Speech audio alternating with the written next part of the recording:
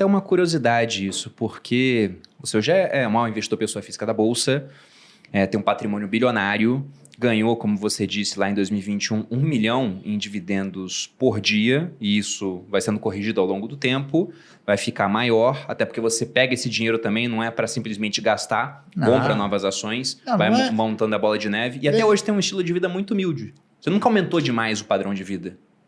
Não, porque eu tenho um padrão ótimo para as minhas pretensões. Está entendendo?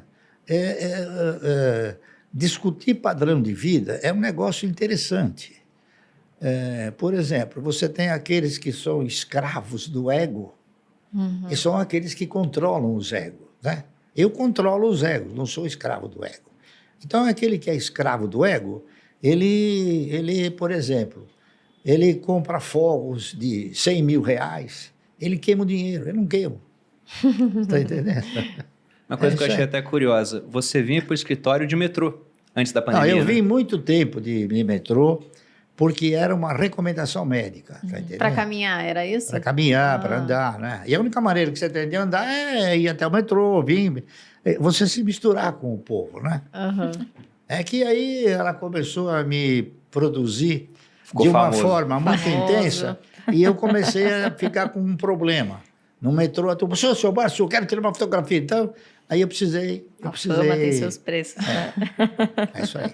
Mas foi até um ponto interessante você citar essa questão do INSS, porque há pouco tempo o pessoal da Portfel, que é a consultoria que a gente tem de investimento lá dentro do Grupo Primo, eles fizeram um post justamente pegando essa comparação entre você investir o seu dinheiro durante o período de 40 anos ou pagar a previdência pública durante 40 anos.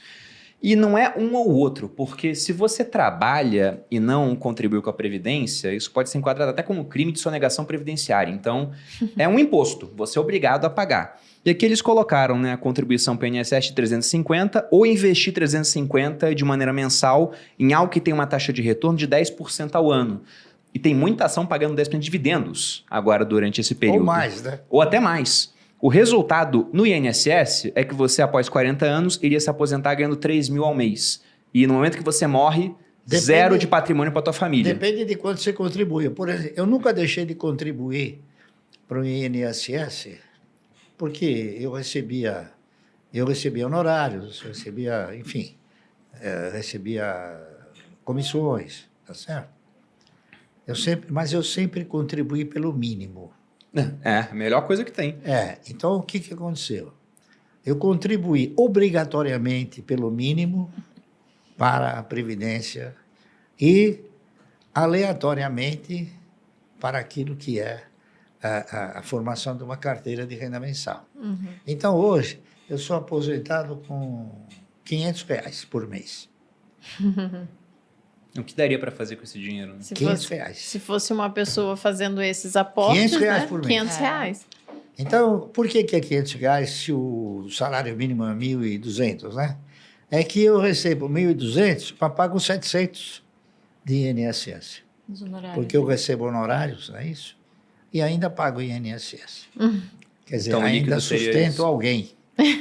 Sustento a previdência de alguém. Não, e o que fica interessante nessa comparação que eles fizeram é que, olha, 350 por mês durante 40 anos você ganharia 3 mil pela Previdência. Mas no momento do falecimento, você tem zero de patrimônio acumulado. Então você não tem nada para deixar para sua família. Já investindo R$350 por mês ao longo dos 40 anos com 10% de retorno, você teria um patrimônio acumulado de 2 milhões. Nossa. E aí isso te gera uma certa renda, depende de como vai estar investindo, você vive daquela renda e no momento do falecimento você consegue ainda passar um patrimônio para a sua família. Enquanto no INSS o patrimônio que você teria construído fica para o Estado no final das contas. Não, mas acontece que esse cidadão que fez essas previsões aí de 10% ao ano, ele foi muito modesto.